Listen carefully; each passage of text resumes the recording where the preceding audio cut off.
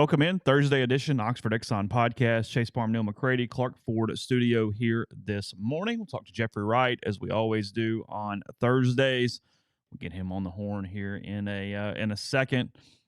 From a news standpoint, really the only bit of news yesterday coming out, Davison Igmanosin headed to Tennessee. He was in the student directory with the Volunteers yesterday, and then Neal subsequently confirmed that with the cornerback himself. I did texted back and forth a little with Davidson last night. Yeah, so that is the one thing in news. We'll get into a lot of stuff today. Talk some NFL, talk some college sports. You know the drill, as it usually is here on Thursday. So as we go to Jeffrey in a second, I'll tell you about the Oxford Exxon Highway 6 West in Oxford. Blue Sky location. Lunch specials change every day, but they can help you out. They can take care of dinner tonight, ribs, wet or dry. Call ahead. Have them wrapped up, ready to go. Plenty of other options. They've got chicken, they've got sides, desserts, and more when you stop in for fuel or whatever in the convenience store that they have to offer up and down I-55 and throughout North Mississippi as well. And coming to you from the Clark Ford studio. You think if I close that blind, it'll kill some of the glare? Probably would. I'll try it. No, go ahead. Something I should have done. All right, I'll put the camera on me. There you go.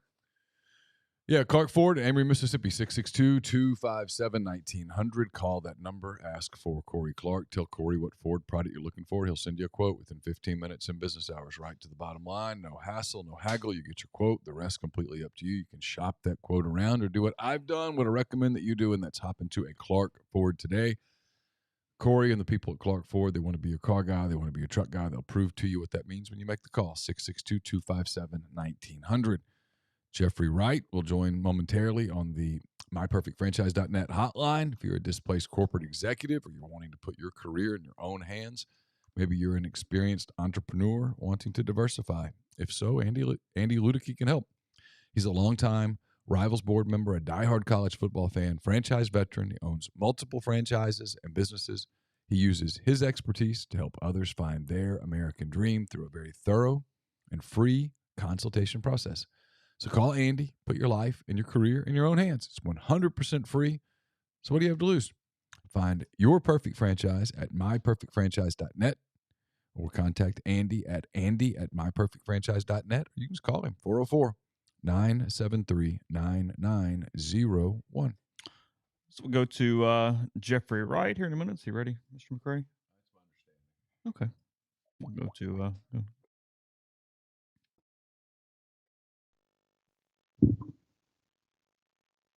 Look at that. He's like a cat. He's so quick. Yeah, no, that's exactly what I was thinking too. Cat quickness. Cat-like. What about the cat coverage? What about the cat coverage? yeah, I'm excited. Unlike cat coverage, where you see that cat, you cover them. How are you? Oh, boys, I couldn't be any better. Oh, wow. Must be nice to be that good. Tell me about it. You know, there's just nothing more refreshing than waking up in the morning after staying up till midnight to watch Jordan Poole just abuse a second-year defender and make a layup. I take it the Grizzlies. We were on the road. I got back late. I woke up to make sure Carson got in okay, and then crashed. I have no idea what happened last night in the NBA, other than I did listen to the second half of Hawks Thunder, which was an interesting game. But the Grizzlies have now lost 4 straight. Steven Adams is out for probably a month at least with a strained PCL. I don't know. I just think the Warriors are just so – like, I was well ahead of this train. I just think they were one of the least likable teams in the NBA. Well, you know who you're talking to. I mean, I despise. But I mean, I hate them. I was there even before the Durant thing. Like, you got to remember, I grew up with Bay Area people that like couldn't even tell you what the NBA was, and then all of a sudden I had to watch them get flooded with Warriors content. It's like, oh, please! Like, I would just throw up in my mouth. So, take the 4-game losing streak out of it. They lose 122-120 last night. Warriors outscoring by 8 in the fourth quarter. What's necessary? I mean, there's actually a thread on the board about it. It's the reason I'm asking. I mean, is there a move? I mean, or can they win the West with the current roster construction? I mean, where do you sort of see them season-long, big picture at this point? I mean, I think it's very obvious at this point they view their move is going to be the addition of Danny Green. And Danny Green on paper does fill a need for them, which is another shooter. But Danny Green is 8 months removed from an ACL and a PCL. And it's not like Danny Green's athleticism was the hallmark of his game before that. But,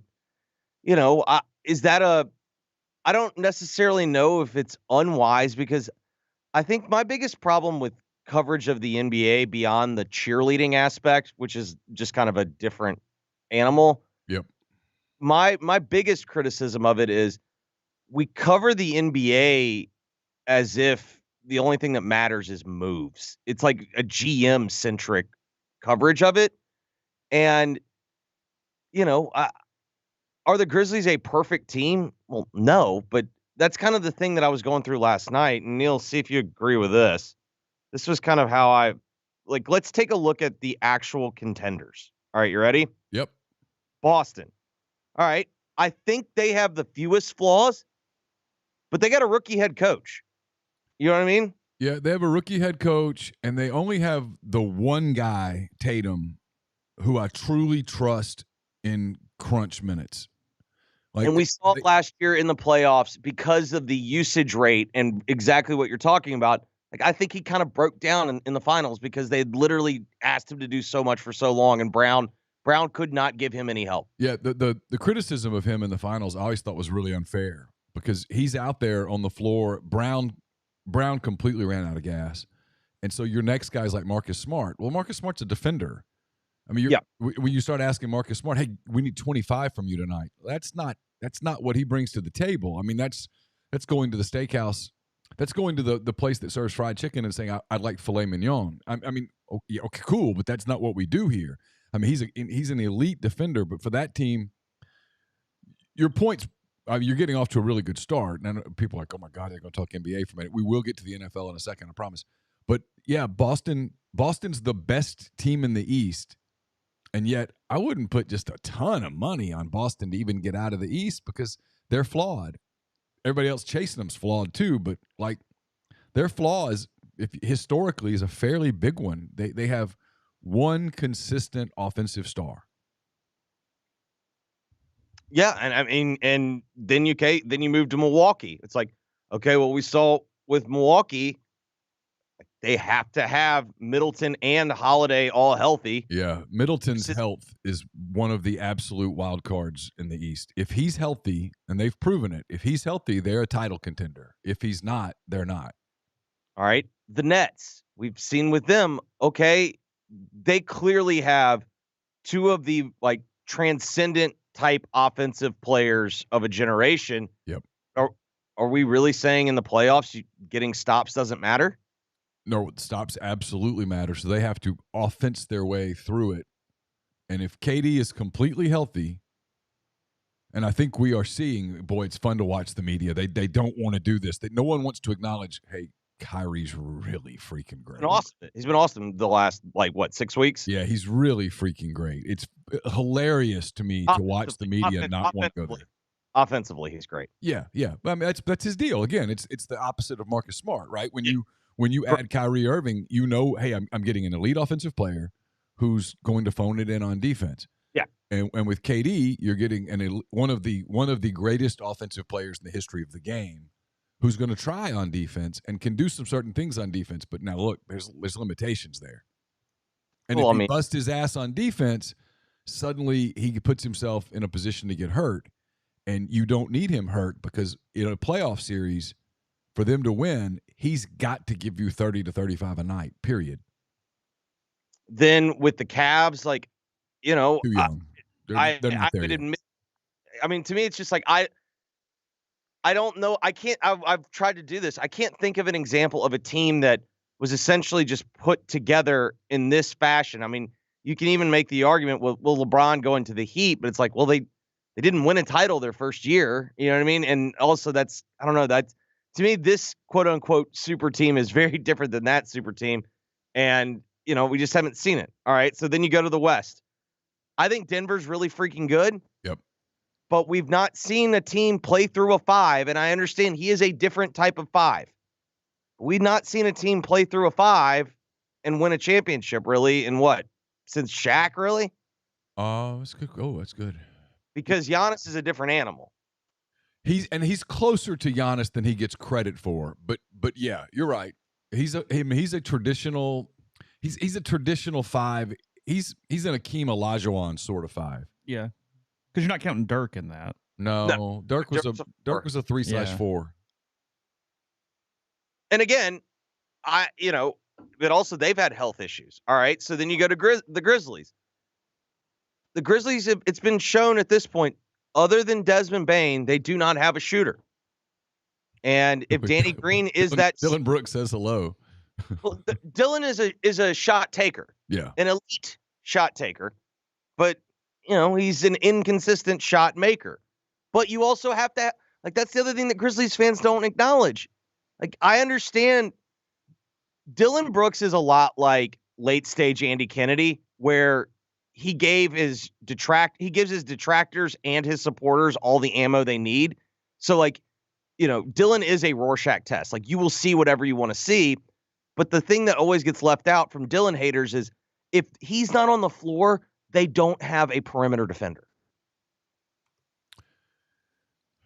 Yeah, the times that I watch Memphis, I always think they're a 3-and-D guy away. And that's their, that's the hope is that Danny Green is that. Is that a wise hope?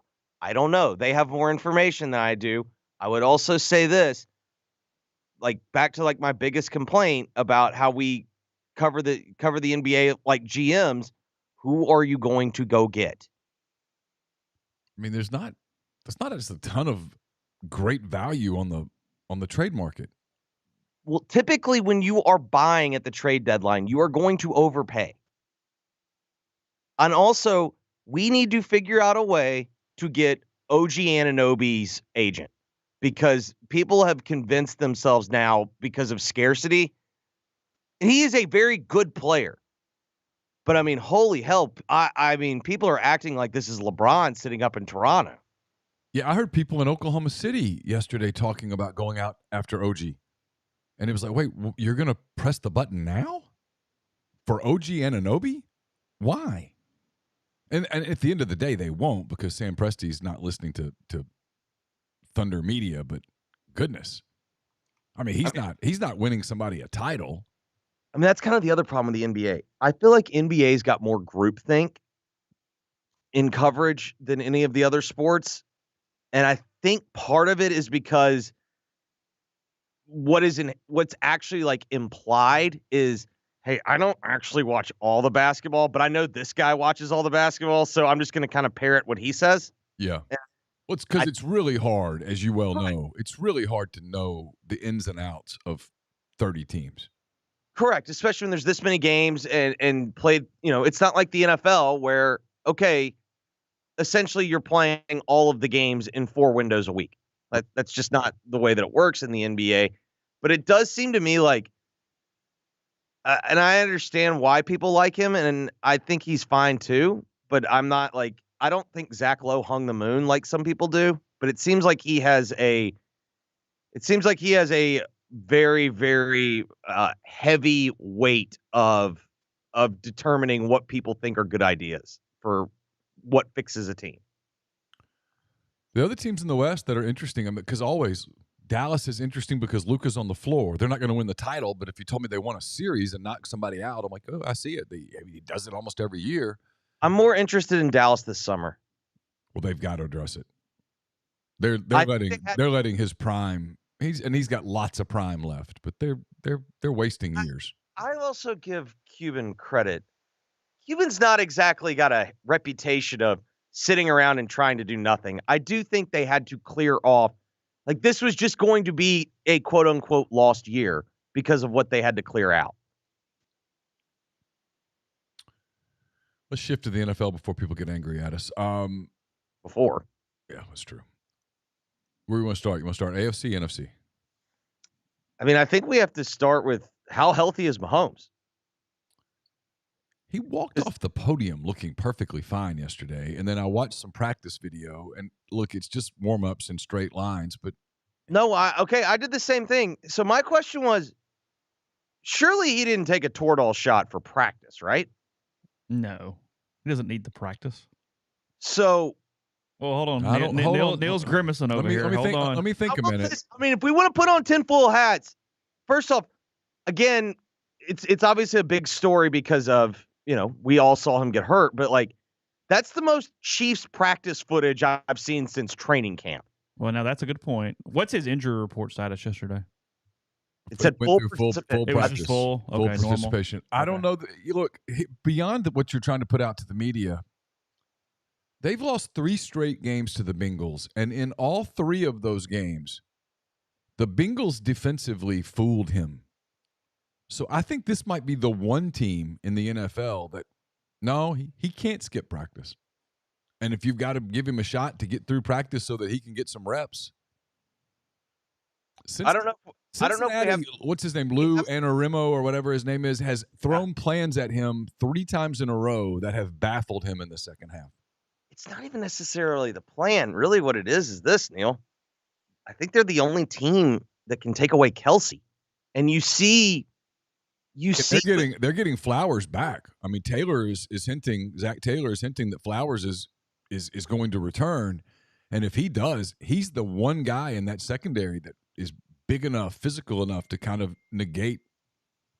I mean, their biggest deal is they take away Kelsey. And you see with Mahomes, so much of his game is in extending the drives, the throws that you have to make to just keep something alive. It's, Kelsey blocks. And then at the last second, he flips around and then there's nothing but space for him. And then he, picks up a first down. Well, the Bengals, what they do well is I don't know if you necessarily take him away, but they limit him. And then after that, all they really do is they kind of man up and they just play big boy football, to Neal's point. Like they just kind of man up and they put a safety in the middle and they say, go get him. But I don't know. Like, is there a doctor on the board? Like, if you do a Toradol shot on Wednesday, can you do one on Sunday? I mean, I assume. I think you can. I mean, the one on Wednesday is going to get him through Thursday. Here's what is very obvious. He definitely took one at halftime on Sunday. No doubt. I mean, you go back and watch that replay. It's a wonder he didn't break something. Well, it was honestly, did y'all see the Tony Pollard injury? Yeah. Yeah. It looked the exact same to me. And Pollard breaks it, his tibia? Yeah. It looked the exact, like the angle, everything looked the exact same to me. And I mean, to me, this is the question. Because the other thing is, even though he got the shot in the second half, man, guys, some of the throws were like, oh, he can't feel his foot. So like the things that he's used to doing, like it was just kind of off. I mean, he's still Patrick Mahomes. Still Patrick Mahomes. And I can't reiterate this strongly enough. I've watched every snap of all 3 of the games that they've played against each other in the last calendar year plus a couple of weeks. The Bengals they've not dominated the games, but they have not allowed Patrick Mahomes to go off and be Patrick Mahomes. Well, they kind of did in the first half last year, and then but they made some adjustments, settled in, and he did nothing in the second half of that game. I agree with you on that, but then, I mean, to me, that whole game flipped when Andy Reid mismanaged the clock right before the half. I'm not sure the Bengals win if they go down 28-3. Well, that's true. And honestly, I don't even know what really happens if it was 24-3. But nonetheless, like they survived it. But that doesn't. What about the other 2 times? I mean, to me, that's kind of the thing with the Bengals is, at a certain point, maybe we got to do the math here on, okay, well, the only full year they built an offense around him at LSU and they let him essentially just go. Well, he put up the greatest single season we've ever seen a quarterback have. His rookie year, he gets hurt, but you can kind of tell even on the rookie year, you're like, all right, maybe last year wasn't a fluke. Last year, he goes all the way to the Super Bowl, and I think he's about 0.3 of a second from being able to hit Chase for a touchdown to win the Super Bowl. And look, they're a questionable call on Logan Wilson on a 3rd down play from being 1 play away from being Super Bowl champs. Sure. They were really close. And he had the lead in the 4th quarter. You know what I mean? Like, and so here we are again. Like, I don't know. Maybe at a certain point, we just kind of got to recognize, like, yeah, this guy, maybe he doesn't have doesn't have all the physical gifts that you got to have, but he's got enough of them. And holy hell, he is just, I mean, he's a sociopath, guys. Like he's a legitimate killer. And he's got some serious weapons. I don't think people, because they get so hung up, rightfully so, on the Bengals offensive front, I don't think they understand that the weapons that he has go so far beyond Jamar Chase and T. Higgins. Hayden Hurst is an absolute beast at times. Draft pick. Boyd in the middle. Did y'all know he had the yips? He was a high school pitcher and got drafted, and he had the yips. That's why he played football. Yeah. Yeah. 16, the white guy, the kind of possession receiver. I can't think of his name. He's been terrific in the second half of the season. Well, was it Amendola? Someone was on the morning show yesterday, and he was talking about like how Tom Brady kept a bunch of like unathletic white guys employed and made them millionaires. And his point is like, he's like, this is when everyone wants to do the Brady Burrow comparisons. He's like, everyone's leaving out the fact that like Burrow's already starting to have his, Amendolas, his Welkers,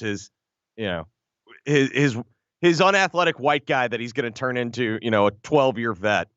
So when you face them, like you have decisions to make as a defensive coordinator when you face the Bengals offense, and they're not easy because every single choice that you make, there's a what was that show? The Deal or no deal? No whammies. There's lots of whammies on the board, and so when you like, okay, let's keep spinning. You go after Burrow. If you don't get him, you're going to pay. He's really good in the pocket.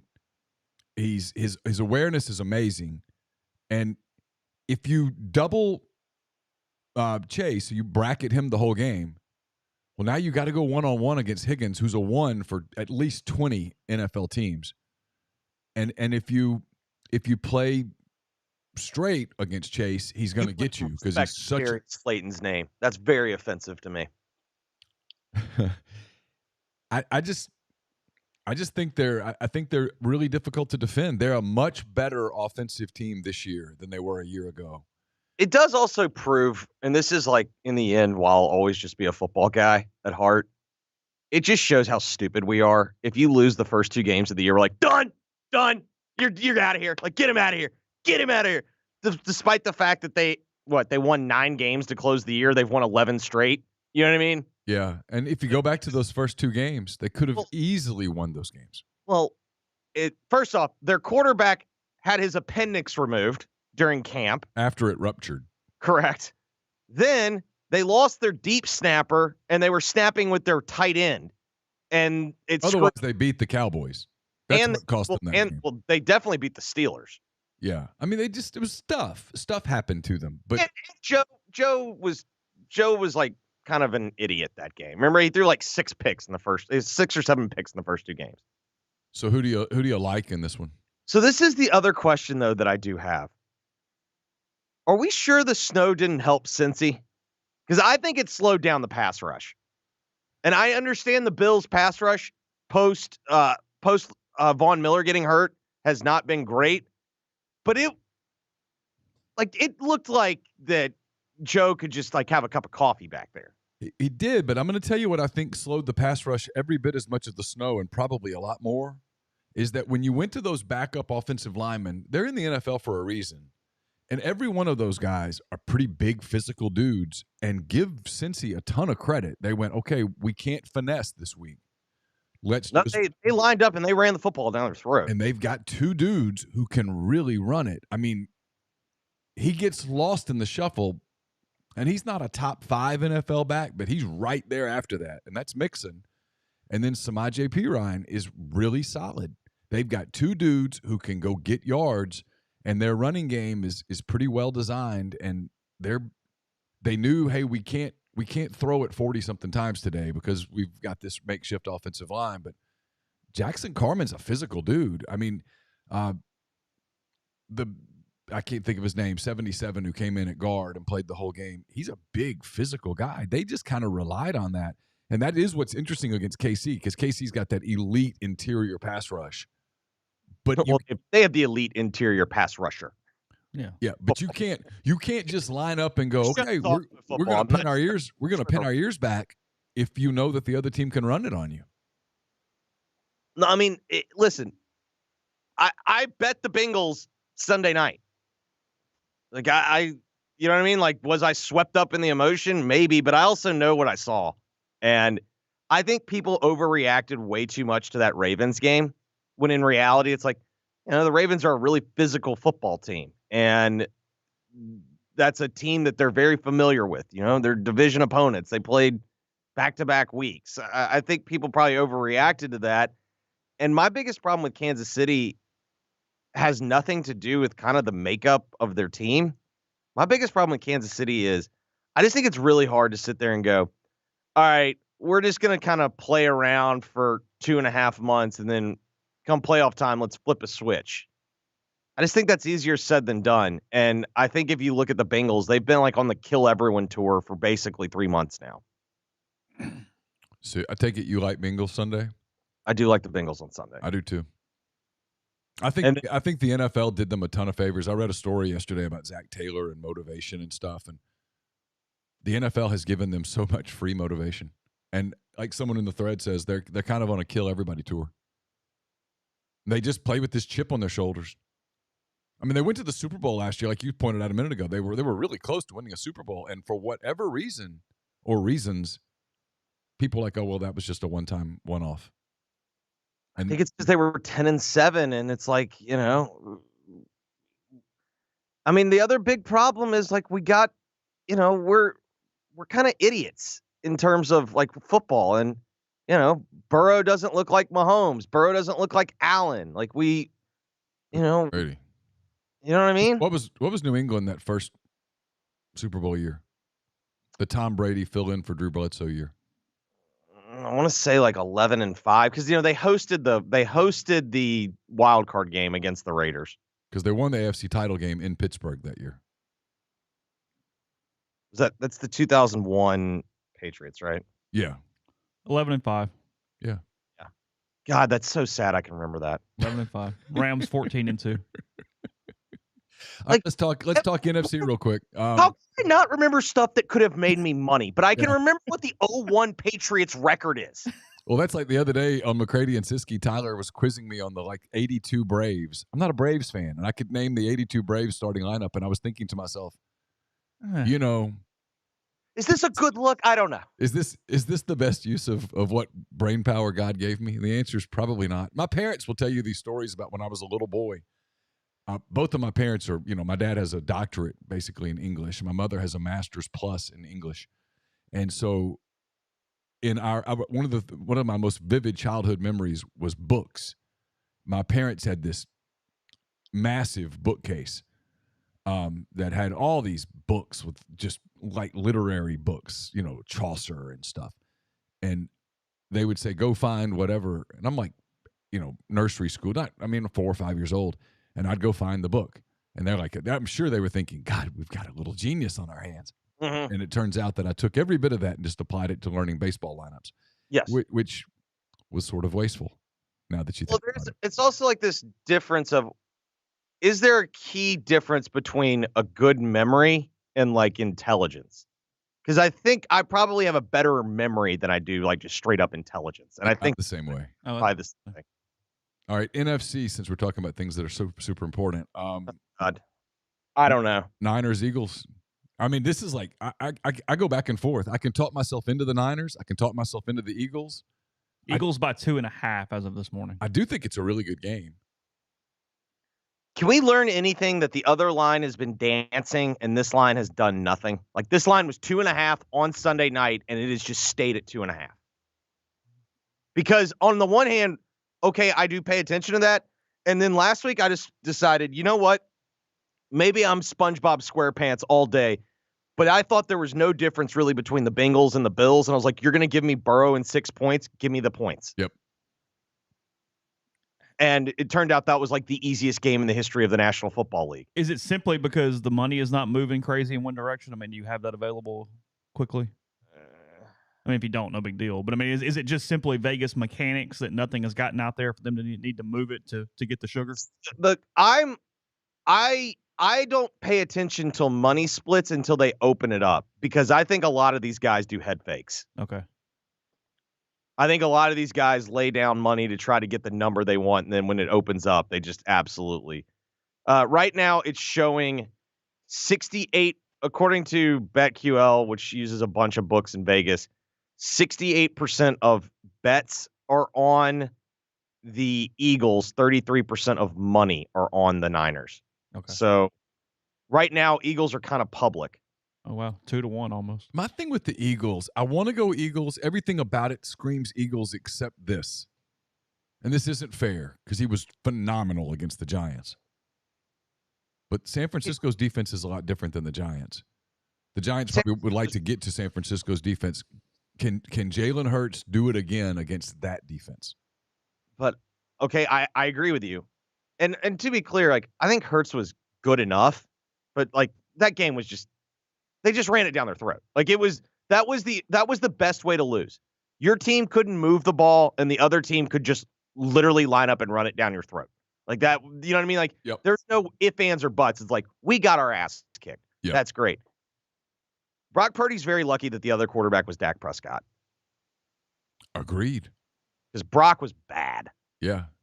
It showed. Now, that Dallas defense is elite. Dallas wasted a top 3 NFL defense this year. I mean, that was as physical, and like, that wasn't even bad offense to a certain. I mean, there was bad quarterback play, but that was mainly just 2 really physical, fast defenses just getting after it. Yeah, that's Dallas. Dallas knows when they go back and look at that film, and they go back and they sit in the room, they know that Shanahan looked across the sideline, watched Dak for a bit, and said, "You know what? I don't think he can beat us. I'm not going to let Purdy we're not going to beat ourselves here. Correct. We're going to be conservative. We're going to be careful. The punter is a weapon. Let's use him." I don't think Dak can beat us. That, to me, that is the greatest indictment of Dak Prescott from that game, was that Shanahan looked across and said, I don't think we have to score a lot. No, I mean, to me, I said this week, the biggest problem with Dak is everything that you want your starting quarterback to be, except really good. Like, in terms of being the face of your franchise, Mm-hmm. in terms of how he carries himself, Mm-hmm. the way he represents you, like, he does everything right, except he's just kind of average. Yeah, he's tough as nails. He does the pregame thing like earlier in the week where he'd sat down with like unprepared. You know what I mean? Yeah, he sat down, and I mean, his interview he could not have been more charming. He comes across exactly like you said. He's tough. He's the face of the franchise. He cares. He wants to win. All of those things, and then you get to the big game, and he just doesn't win it. Yeah. Sorry, I'm multitasking here. I don't know. I think I'm going to take the Eagles because they're at home. Okay. And also, I can't wait. Whenever this inevitably ends, Nick Sirianni is one of the biggest asshats that we've seen in like decades. Yeah, I said that in a nice way the other day, but he's very unlikable. Extremely unlikable. He is he's NFL Shane Beamer, except Shane's kind of like quirky and kind of hokiness to him. It's okay. Yeah. This guy's just like, it's like he's just playing to like a Philly crowd. It looks like he's playing a movie character to be the Eagles head coach, giving how Philadelphia and their fan base is. Exactly. And the whole deal. It's a character thing. If we get Eagles, Bengals, the Eagles will absolutely be the villain, because the country will be ready to watch like Burrow win a title, I think. Ooh. I think so. They're likable. I mean, but that's kind of, I think then Philly will turn that into, that's exactly how they want it. Yeah, that's what they want. And the Bengals are in this weird spot where the Bengals can't do the chip on the shoulder thing. Like, I believe in them to figure out a way to do it. Yeah. But, yeah. Hey, what you got on your show today?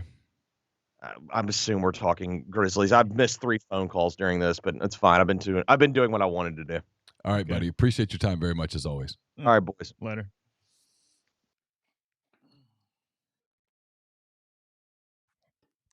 Jeffrey Wright, every single Thursday. Appreciate his time there on the show. Let's see what I have up. A couple different things to just catch everybody up. We'll move into some other topics for the remainder of the program today. Because we always talk about it. Last night in the SEC, Alabama surviving a scare from the Bulldogs. State played really well last night. Yep. Alabama's a little flat there in Tuscaloosa. Alabama ends up winning 66-63 with a second half comeback in that one. Quinterly with 14 to lead the Tide, and then Tolu Smith 15 for the Bulldogs last night. Tennessee going at home, just railing Georgia last night, 70-41. The Volunteers over the Bulldogs last night. The Vols can really defend, man. At this point, they are historically good defensively. It's going to give them. We mentioned this like 3 weeks ago and was like, hey, the numbers are so good, it's probably a fluke. I don't know. They're pretty damn good defensively. When you watch them, especially when they're full strength, Mm-hmm. they really defend you. Last night at Auburn, Texas A&M routing the Tigers last night at Auburn Arena, 79-63 A&M over Auburn last night. Yeah, and before anybody makes this about Auburn had won like 28, 29 games in a row at home. Mm-hmm. This is A&M. I can make this Ole Miss centric. You ready? This Sure. is why when you're Ole Miss, when what's coming in a few weeks, you've also got to hire a really good basketball coach. You can't just hire some young dude who's up and coming. You've got to hire somebody who can compete against Buzz Williams and Bruce Pearl. Bruce Pearl is a hell of a basketball coach. Sure. A&M's just coming. Yeah, Buzz Williams doesn't suck. And that team's good. And they got off to a slow start, and people went, oh, they suck. Next. Because that's what we do, because we're stupid. No. They're really, really good. Last night was about A&M. Auburn's fine. Trust me. That's not the beginning of some malaise/slide for Auburn. That was Texas A&M announcing their presence. A&M up to number 3 in the SEC. They're 6-1, 14-6 overall. Struggled early, but their only loss in the league was at Rupp Saturday. I mean, they're going to make the tournament. Should have made the tournament a year ago. They're going to make the tournament. They're going to be hell. They've got a home game against Vanderbilt on Saturday because they're not part of the challenge because of record over the last 2 years. And then just kind of 2 teams, including the home team, at Arkansas next week. Interesting game there for the Aggies and the Razorbacks. I don't think Arkansas can win that game unless Smith plays. Yeah. Now, if Smith plays, and the rumor is he's getting really close and is coming back, if you add Nick Smith to that team, because they've kind of found a couple of shooters, Arkansas's problem early was they just couldn't make the 3-ball. Mm-hmm. Davis has started to make it. Pinion's getting minutes. He makes shots.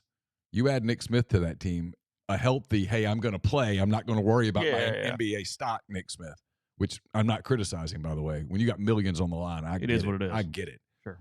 But, yeah, that could be a really interesting game in Fayetteville. And then every day, different team, same story. Florida winning last night, blowing out South Carolina 81-60 in Gainesville last night. Castleton with 18 to lead the Gators. I mean, look, sure, South Carolina sucks, but if you're Florida, it's just a game you have to go win, and they did. And their net, I haven't pulled it up, but their net's in the 40s. They're bubbly. They're in the range. They've got a shot. And then Saturday, before I move on to some other topics, SEC Big 12 Challenge. As I mentioned yesterday, Ole Miss is in Stillwater, Oklahoma, to face the Cowboys at 7:00 on ESPN2 for that game on Saturday night. Oklahoma State coming off a loss to Texas. They're 3-5 in the Big 12, a Big 12 that is loaded. It'll be a tough road for the SEC, but I'm just curious about that. Just off the top of your head from a matchup standpoint, what do you like here? Go down the list. Auburn is in Morgantown, West Virginia on Saturday. I still like Auburn. Okay. Alabama at Oklahoma. Alabama's going to smoke them. Yeah, you like them to get the Sooners on Saturday. Iowa State at Missouri. Opportunity for Missouri, obviously, there. Yeah, that should be a really I like Iowa State, but I think I like Iowa State. That'll be a hell of a game. That'll be fun. That place will be jammed. Kind of a couple teams bottom feeding in their own conferences, but Texas Tech far better. They're in Baton Rouge on Saturday. LSU's out. The tank is empty. Number 11 TCU at Mississippi State on Saturday.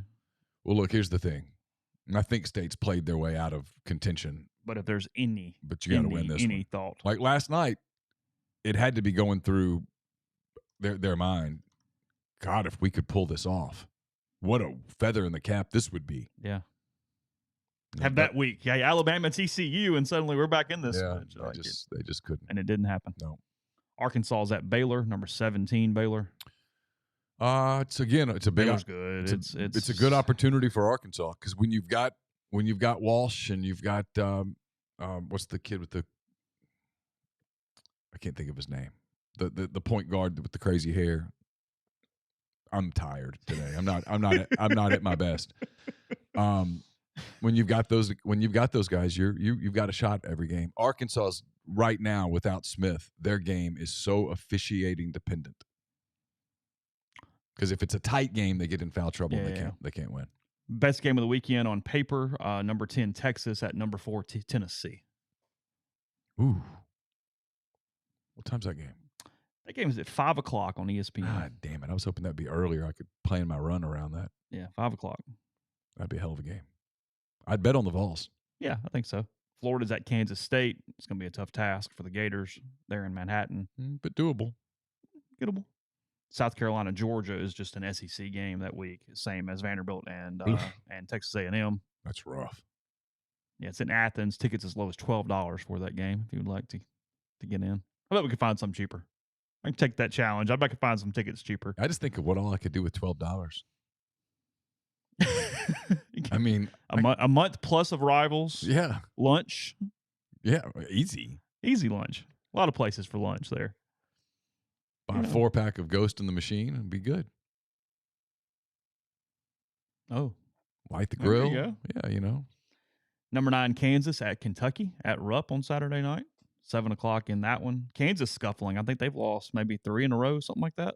They're scuffling. Yeah, and Kentucky's playing well. I kind of like Kentucky there. Yeah. And then the last game of the night from SEC Big 12 Challenge, as we said, Ole Miss, Oklahoma State. Hard to see the Rebels going into Stillwater and getting that one on Saturday. It got flagged because he used a bad word, but ST Weasel asked a question that I think we're going to talk a lot about over the next month. We're not going to spend a whole lot of time on it right now. Yeah. Because I've got to formulate my thoughts and I need to learn some more. Can Ole Miss hire Chris Beard? Will you 100% look into Chris Beard? You have to. You need 2 things. You need the legal process to play out, and then you need to know what actually happened. Both those things. Yeah. And then you take both those things and you weigh them and you go from there. Because he is one hell of a basketball coach. He took Texas Tech to the national final. He did. He's a hell of a basketball coach. He is good enough to at least look at it. There's no doubt. Oh, he's such a good coach that you absolutely must look at it. Yeah. And here's the truth. Here's where Keith Carter is today.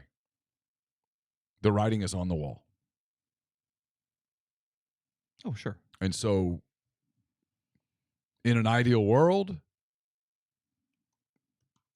your coach announces that, hey, I'm going to retire at the end of the year. He's going to get his money. And you get to kind of publicly do it. But in a less than ideal world, you get to very privately go dig now. You know what you have to do. You know what's coming. I don't even, because I'm even past the barring a miracle thing. You know what's coming. And so you've got to dig into people like him. Mainly him. It's mainly him. Yeah. I mean, Will Wade's not hireable. Well, Wade's going to get a show cause. And so and even if someone told me yesterday, well, it's only going to be a 1-year show cause. I'm like, well, then you still can't hire him. You can't hire a guy on a 1-year show cause. Like, well, Auburn did it. Okay, yeah, but I don't know that Ole Miss could do that right now. And Will Wade's not nearly as likable as Bruce Pearl. I mean, not even in the same. And so, when you hired Bruce Pearl finishing out a show cause, yeah, but you still got the charm of Bruce Pearl, the marketability of Bruce Pearl, the guy who could do the media stuff and could get fans excited. And all he had to do was just don't be stupid for a few months. And it was just, hey, wait. Well, he couldn't go off campus to recruit for it was 7 months or 8 months or whatever it was. Yeah, okay. Will Wade's not that guy. And that's not a criticism of Wade, who I think's a damn good recruiter. I mean, he got caught on tape doing something that everybody does. That's the craziest part of this. Everybody does at that level what he does, what he did. They just caught him. They made him a target, and it is what it is. But you're right. You nailed it. The way you said that about Beard is exactly right. You've got to know what the legal process is going to be legally. Are the charges going to be dismissed? Then it certainly appears that that's the case. And then what happened? What really happened? Because you've got to weigh risk versus reward. And then you've got to ask yourself, would he take your job? If he gets cleared legally, how many other options will he have? Mm-hmm. But what you can't do if you're Keith Carter is simply go, nope. Is you can't go, nope, we're not going to do that. And then you look up 2 years from now and he's at a school in the league and he's kicking your ass. And you hired another mid-major who can't get over the hump. At that point, you didn't do your job. You look at it. And hey, and listen, 3 years ago or whatever it was, I think there were probably people that on a personal level, Keith Carter would have been more comfortable with than Lane Kiffin. And yet he hired Lane Kiffin. So when people go, well, Carter's not going to be the kind of guy. How do you, based on what?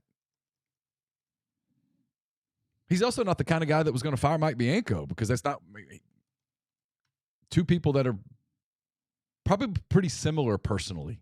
Sure. And yet he was going to do it if it had to be done. Mm-hmm. We know the rest of that story, but it doesn't change the fact that it was going to happen.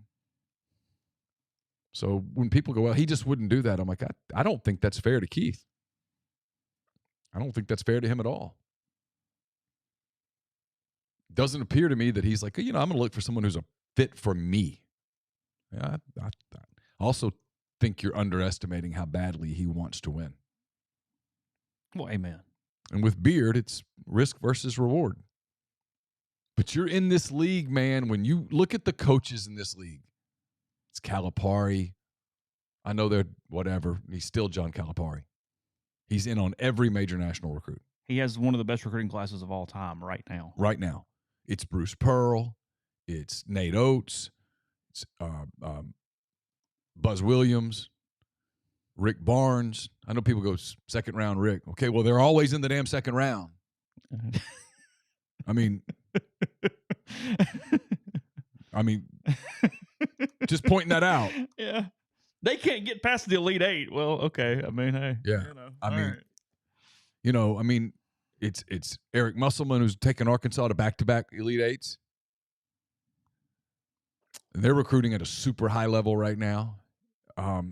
It's a tough league. Sure. Even the coaches that know what he talks. Mike White took Florida to the Elite Eight. It's a tough league. You're adding Texas. You're adding Oklahoma. I think you simply must step up and go, hey, we're going to hire someone relevant. I do. I do. I don't. You can do the mid-major thing, but it's risky. It's because you have to ask, what kind of staff do you have? What kind of contacts do you have? What kind of you? How good are you at working the portal? How good are your NIL. How good are your AAU connections? Can you get the elite prospect to come look at so that you can get them sitting down with your NIL people? Can you excite people enough to raise NIL? Well, I mean, like the in vogue one right now is Dusty May at Florida Atlantic, and he put that roster together creatively. But how does that translate to the SEC? Are you grabbing foreign players and plugging them? You know what I mean? Like that's yeah. I mean, what is the proof of concept for that at a high level? I don't know. I don't either. I don't have an answer, but that is the question that you would have with somebody like him, or how does Ryan Kelsey translate, or any of those kind of dudes. So, yeah. Kelsey reminds me in a lot of ways of Musselman, sort of. Very good at marketing. It's not fair to Musselman because he's also a hell of a coach who's got a ton of experience at a bunch of places. Mm-hmm.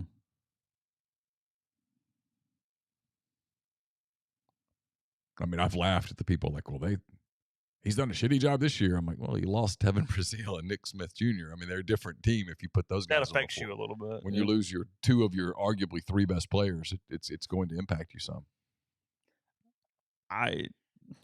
Brian was preparing for a podcast he's doing tomorrow. You got anything else on that before I move? No, I'm good. I laughed at this quote last night. It's from Brad Bohannon, the Alabama baseball coach. Brian was preparing for something he's doing tomorrow.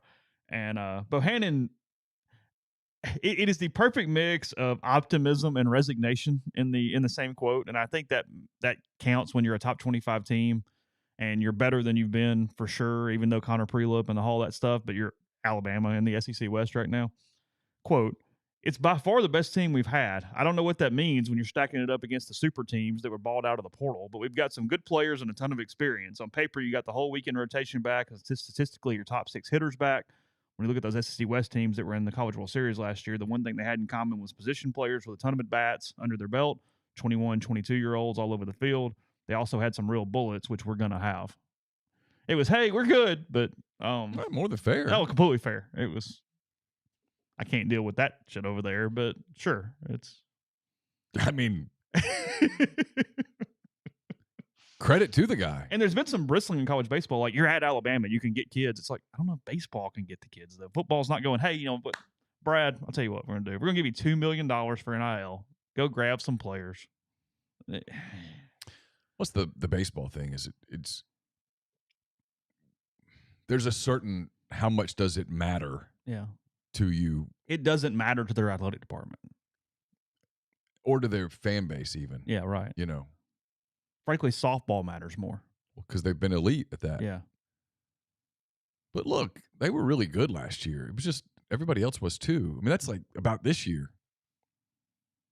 I mean, we got lots of time to get into this, but yeah. I mean, they're loaded rosters in the SEC West. No one even talks about A&M. I stumbled into some college baseball content yesterday, just reading stuff, and I mean, they've got prospects all over the field. I mean, look, you'll hear about it tonight on Henry's guys. I talked to Joe Healy forever about SEC baseball for the most part, and I mean, I'm still in from if you listen to Brian and Colin when they did a baseball preview on the network earlier. Look at the SEC West. We said this the other day. It's the 2022 national champion, the 2021 national champion, 2 teams who finished 3rd in the country, a team who finished 5th in the country, Alabama who's ranked, and the number 1 talented team in college baseball in LSU. That's your SEC West. Yeah, it's loaded. Have a good time, guys. Yeah. Which is why if you're putting futures down, put them on Tennessee to win the league because they don't play the same competition week in and week out. They get the East teams, and they're going to have a higher overall record than LSU is or Ole Miss or whomever the hell comes out of that over there. Yeah, I mean, you look at like Ole Miss. So put your future on Tennessee. Ole Miss and Texas A&M. And one of the things that gets dismissed from last year is so Ole Miss and Arkansas end up basically playing a national semifinal. That is correct. Ole Miss was 13-17 in the league, 14-16? 14-16. What was Arkansas in the league? 15-15? 16-14 or 17-13. I don't remember which one. Because they tied A&M for the West but lost a tiebreaker, I think. Or maybe fell one game back. Fell a game. Okay, I think they were 16-14. That's very possible. That's my point. Yeah. So those 2 teams combined, Ole Miss and Arkansas, were 30-30 in the league. Yeah. The winner was going to win the national title either way. LSU might be so good that they'll just rush to 2021 wins, but I bet they don't. I bet they don't. Again, not to give away tonight or get crazy into college baseball at this moment. If you can find a path of an issue for them, they don't have a dominant arm. Mm-hmm. It's now they can hit. They're good. Sure. But did they go 5-5 on Fridays? Yeah, I'm not minimizing how good. My point is that there's going to be people that are going to go, they're going to go 22-8. Maybe. Probably aren't. And yet, when the postseason rolls around, you'll go, boy, they are a rolling ball of butcher knives. They are tough. And if you're Ole Miss, last thing, and I'll stop, is from an SEC play standpoint, it's just survival and then winning those last 4 weeks, which is actually when I think Ole Miss is going to be better because they got so many freshmen. They're going to get some experience. Their rotation is going to be kind of weird for a little while. So it's really a lot of survival because their first 6 weeks of SEC play at Vanderbilt, Florida at home, at A&M, Arkansas, at Mississippi State, LSU. The first 6 weeks. Like no one's even talking about Florida. And they're really good. And they're a top 5 team. Yeah, they're really good. No one's really talking about Arkansas. And Dave Van Horn, who is not one early in seasons to go, hey, we're really good. That's not his style. They were the number 2 portal team in the offseason. Van Horn said this is the best pitching staff he's ever had. Oh. What does that mean? Who knows? My point is there's going to be a whole bunch of SC teams sitting around 15-15 that are threats to win the whole damn thing. That's my point. He's had a couple injuries, but you know that he has not had, I think this is right, he hasn't had a top 2 round pitcher drafted from his team since 2012. They've gone 10 years without a top 2 round arm. That's I interesting. think Ryan Stanek is the last one. Who was the kid last year that got hurt before the season? Paulette. Yeah. I mean, he would have, again, there had a couple guys that would have been. Yeah. But my point was, like their team last year lost an ace before the season started. Just a tough league, man. But Alabama's interesting because he's right. I mean, he's got his rotation back, got most of his good hitters back, and they're old. They're experienced. I mean, we'll see. They don't have a very high ceiling.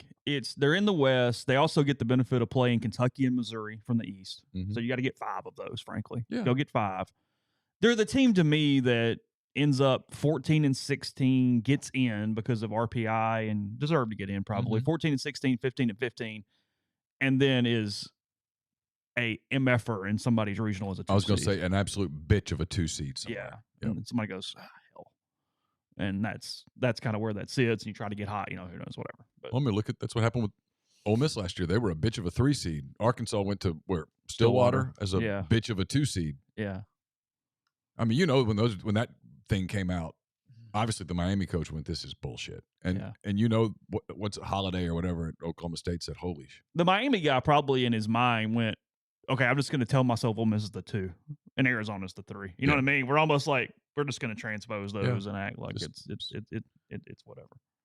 But it's only going to get more distinct from here as NIL kicks in, as the scholarship thing goes away.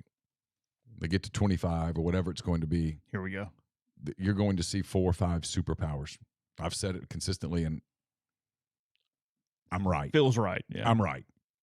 I miss a lot. I'm not missing this one. Because if you go to any of those campuses and you go look at their facilities, what they've committed to baseball at Texas A&M, at Ole Miss, at LSU, at Arkansas, at Texas, I assume. The guys that are in those programs, the facilities are nicer than anything they'll have again until they get to the major leagues. Yeah.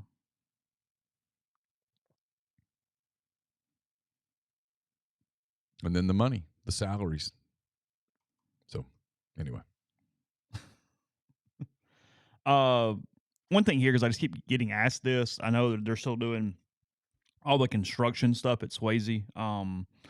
It's an ADA ramp that's outside the stadium getting in right there. It is delayed a lot. I don't know, like 2 to 3 months. It is what it is. There's some frustration about that, but it is not impacting anything from an ingress-egress standpoint once the season begins. So if you're coming in that area, you can still come through that area. It will not actually impact where you are moving through. Just heads up. I know people worry about things for whatever reason. So there's that. People worry about stuff. Yeah, stewing would be more of a way to put it, but yes, that is true. I guess we can bookend here, because I found this story interesting this morning. It actually was enough of a teaser to make me click on it. If you just, not even about NBA as much as business, but talking about how there's a lot of talk in the NBA about Bob Myers, the executive of the Golden State Warriors, leaving Golden State at the end of the year, and the downtrend impact that would have on their roster, potentially coaching staff, all the way through. Because he's somewhat frustrated by salary, to the point that it appears that the Warriors have even kind of like lied in some quotes about where he is placed. They've said he has a top 3 salary. He wants to be, frankly, number 1 because of what he's built over the last decade.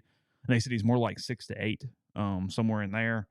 And they think that it is likely he either gets out of the business all the way around, or he becomes an executive free agent in the off season. Most likely teams for that, should that happen, Wizards, Suns, Knicks, and Clippers are the 4 that have popped up the most there for Bob Myers. But they're talking about he's really tight with that core group of players, and that there could be considerable change if Myers left the GM spot there in Golden State. I mean, I think their window's closed. Well, when they're 500 right now, even after the win last night. So, yeah. He's done a hell of a job. He also benefited greatly from a loophole in the NBA that came at just the right time for them to add Durant. And I know they won a title without Durant, and they won a title on the other side of Durant. But they won a couple with Durant that really solidified that time frame. But that's me being bitter. What's the urgency on the Bengals because they get in on this last year of Burrow's rookie contract to maximize this before the roster has to be turned over to some extent because you can't afford to do what they're doing? Well, it's interesting. Obviously, there is some urgency because look, you're, as you well know, being a Saints fan, You get an opportunity, take it. you don't always you can't guarantee that you'll be back. That being said, I read some stuff out of Cincinnati yesterday. It was pretty interesting about Burrow. There are a lot of informed people there who believe Burrow is going to go more of the Brady route as it pertains to contracts, taking less than what he could take on the provision that you spend it on guys that can stay around and help me. Interesting to follow. Yeah. It will be interesting to watch. Look, if Justin Herbert and Joe Burrow both want to go get 51, 52 million, they can. But when you do it, you hamstring your front office to a degree. Now, you've earned it, especially in Burrow's case. Be interesting to see how much they take. Now, they're going to get paid because you're an idiot not to go get paid.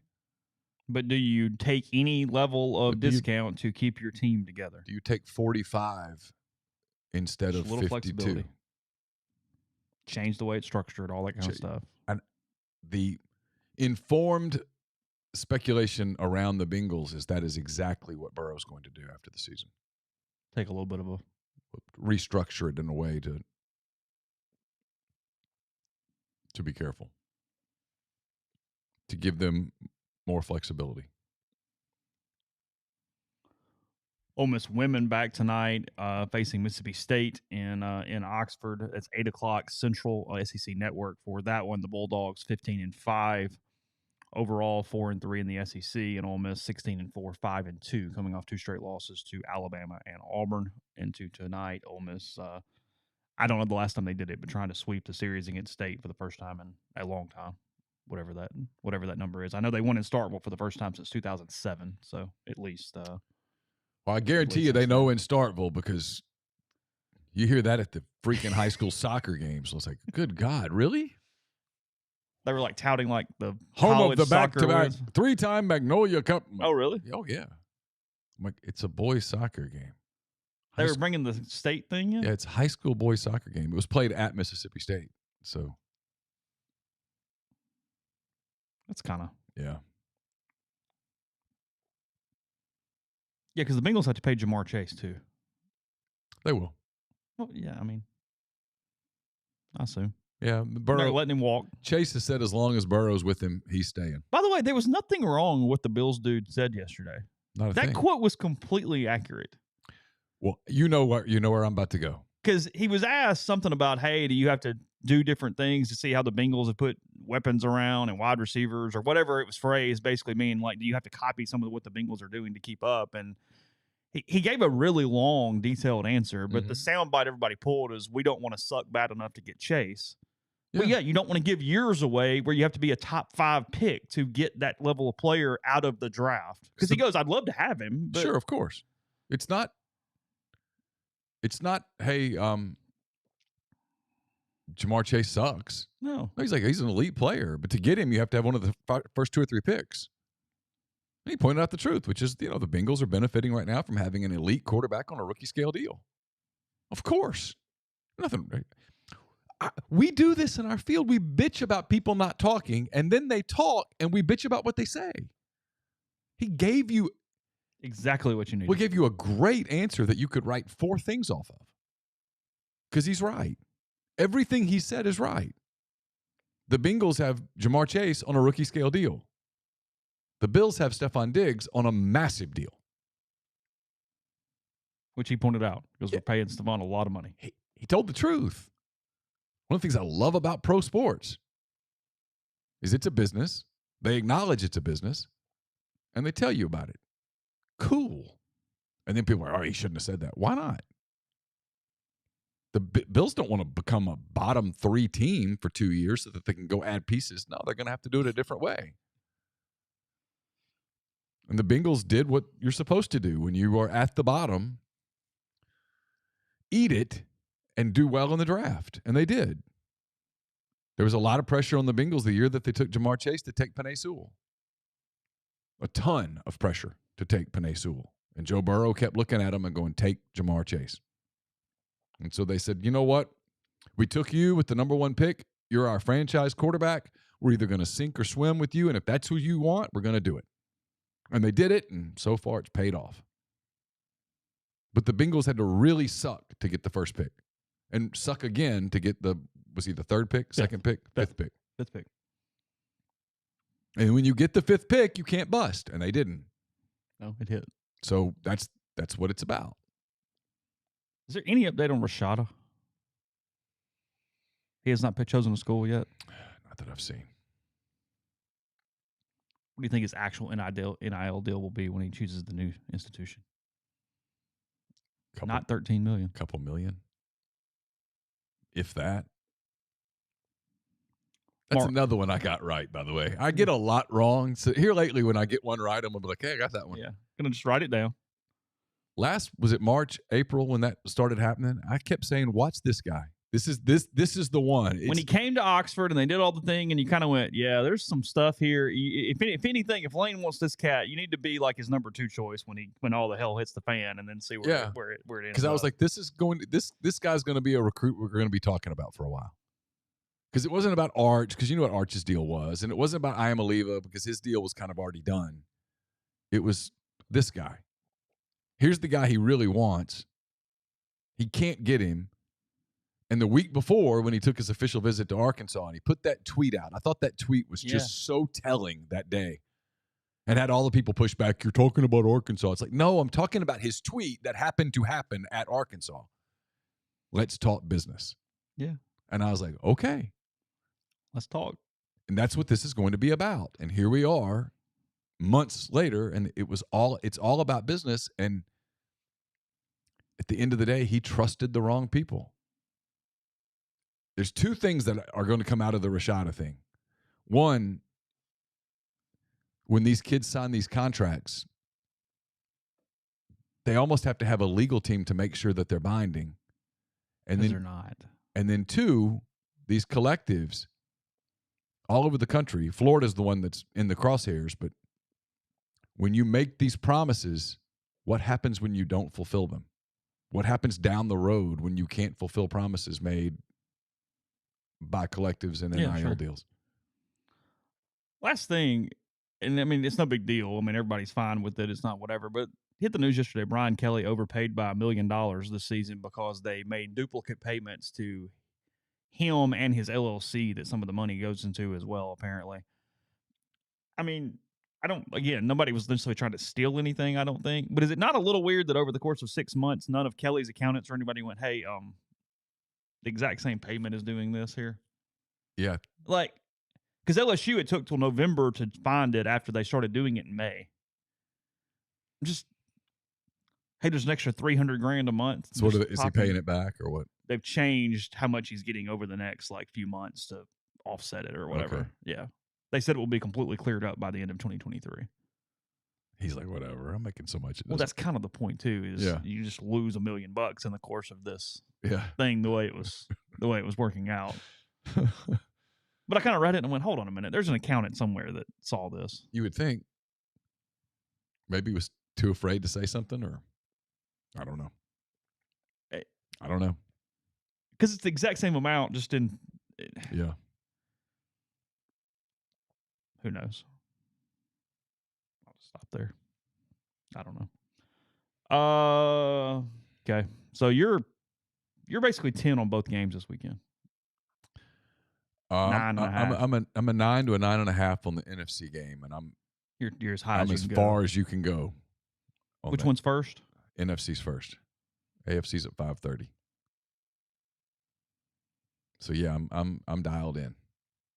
All good. All good. I didn't even see maybe somebody in the stream knows the answer to this. I could find it in 2 seconds if I look for it. golf went Wednesday to Saturday this week. I wonder if it was to avoid going head up on the NFL on Sunday. I think so. Was it? Yeah. Yeah, which is smart. Yeah. I mean, they're just certain days that you go, hey, the King's playing. Yeah. Championship Sunday is one of those days. Yeah. We'll start on Wednesday. Like if you're going to play an NBA game on Sunday, play it at 11 a.m. Yeah. Get it out of the way. Yeah, play. You might maybe. Well, because it's like kind of a tradition with golf. Every year they do the Waste Management out in Scottsdale the week of the Super Bowl, but it finishes like 45 minutes before, and it's like a seamless thing going into the Super Bowl. And everybody kind of like, that's the crazy event on the PGA Tour and all that. So it kind of party atmosphere, and you go straight into the deal. And is it out there again this year? Because the Super Bowl's out there. I would assume, but I don't know. Yeah, I mean, I have not seen where that is not when the that tournament is. Let's see. Waste Management Open is February 9th through 12th. Is February 12th Super Bowl? Yeah. Okay. There you go. That'd be a party out there. It will be February 12th, 5:30 p.m. for the Super Bowl. So, hey, shout out to my guys at Oxford High, the Chargers.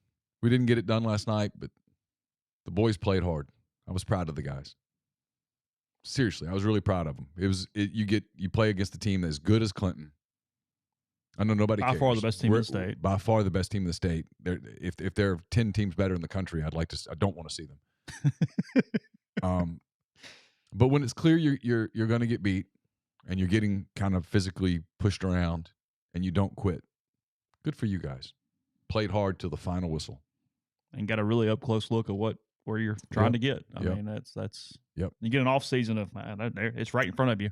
Well, and I'll also say this. I mean, and this isn't kissing ass, and we're at the end of the podcast, so if you're still here, you're here. It says something about your coaching staff when a game ends, when it finally ends, and you've known for at least 30 minutes that you weren't going to win,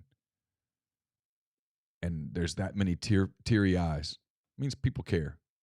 It meant something to me. So shout out to my guys. We hand raise guys tonight, pre-recorded.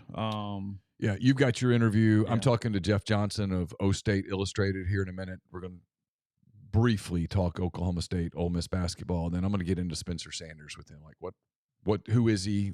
What happened? The plan is for Spencer Sanders to be here in the spring. He has been admitted into the university. I know there's some questions about some credits and exactly what's going to happen with him. Look, typically these things get worked out, so that's the way you operate, barring something crazy. But it has been a complicated matter, which is why it's been a little more strange in the way it's been communicated and whatnot. Frankly, giving them a break, it's kind of hell on admissions departments because you're doing so many transfer equivalencies and all these different things. So operate under the impression that Spencer Sanders will be here in the spring competing. And when you with say those will guys. be here, you mean going through spring football and that is what I mean. Yes, classes, normal, right? Early enrollee, everything that would be involved in that. So, but that's kind of where that thing sits right now. Is that leads into Jeff Johnson tonight? Well, and one of the things that you kind of wonder about when he's been at Oklahoma State for 4 years, so presumably he's at like 100 hours credit. It's a lot of stuff, yeah. Because here's the deal on that, just from base working knowledge, is it's not simply you have to have hours in general. You also have to be toward a degree progression. So those hours have to be in certain ways so that you're wherever you would be in your normal academic pursuits to obtain a degree on schedule. That is the other part of academic eligibility that it plays a role. That's what hit Jordan Wilkins. Yeah. Jordan Wilkins had hours, but they messed up the way to get him to his progression the way it should be, which cost him a season. And Oklahoma State and Ole Miss are two completely different academic institutions, and that's where I'm a little curious if that's something they're having. It's not apples to apples on how this class does this and how this class does this. No, it's apple farming to engineering the apple. Yeah, right. It's two different things.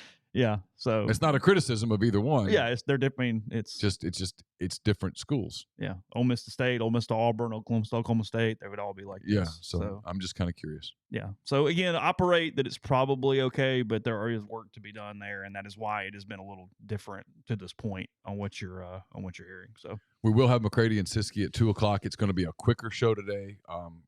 Got to get rolling, so we'll dive into the NFL games and maybe a couple other things. It'll be a shorter than usual show. But yes, we'll be on at 2:00.